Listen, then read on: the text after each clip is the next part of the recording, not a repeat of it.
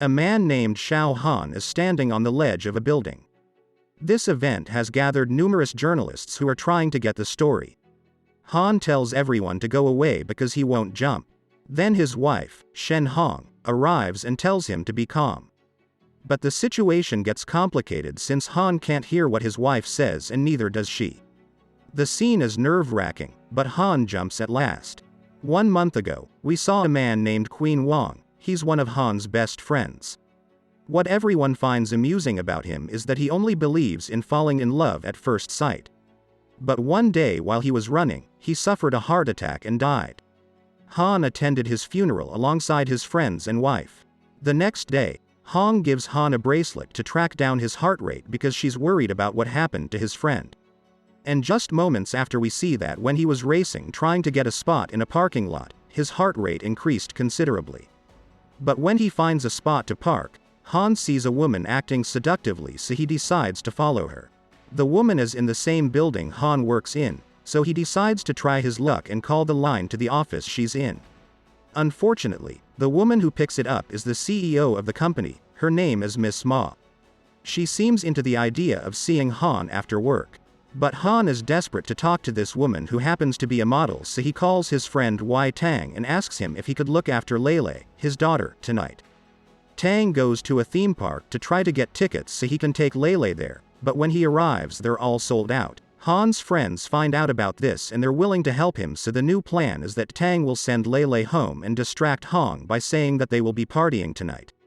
Miu must then pick up Han at his apartment and drive him to Lanjingyu restaurant. And Lei Lu will get them a king-size room at Lanjingyu Hotel. But Hong grabs Han's phone, and just when she was about to discover the secret chat he keeps for only his friends, the doorbell rings and Hong stands up, but Han insists on opening the door. It's actually Liang Ying, Han's sister. Ying says that Lu Lei cheated on her. The only proof Ying has is a text message from the bank saying that Lu just booked a room at Lanjingyu Hotel. And so the plan fails yet again because now Han and Ying want to also go to this hotel. Miu drives them there. When Han gets out of the car, he asks Miu to take Ying and Hong to the beach. But the two of them step off the car and complain and enter the hotel. They kick open the door of the hotel room and inside it's Lu with a woman. So Lu tries to escape before his wife sees him, and Han even helps him escape.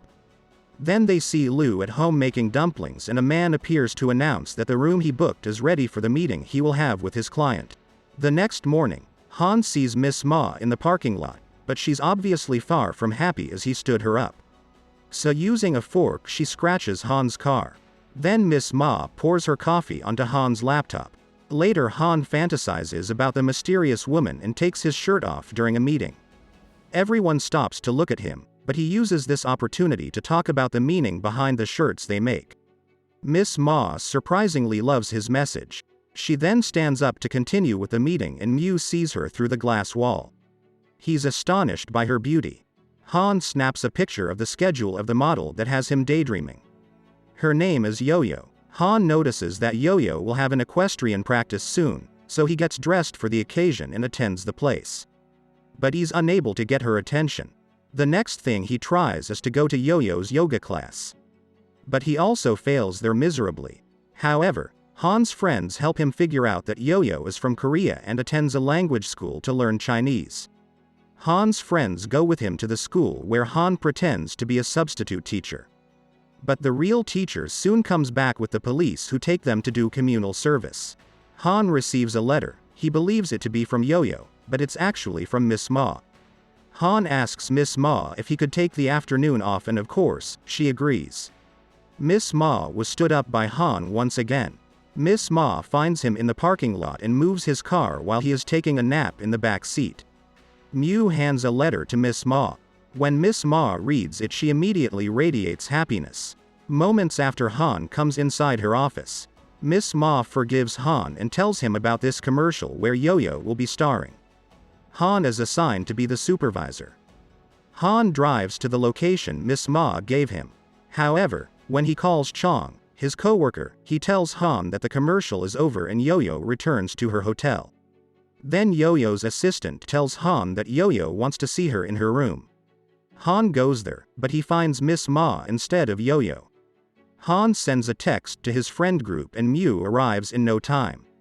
Miss Ma is so drunk that she lets herself fall into Mew's arms, leaving Han free to go.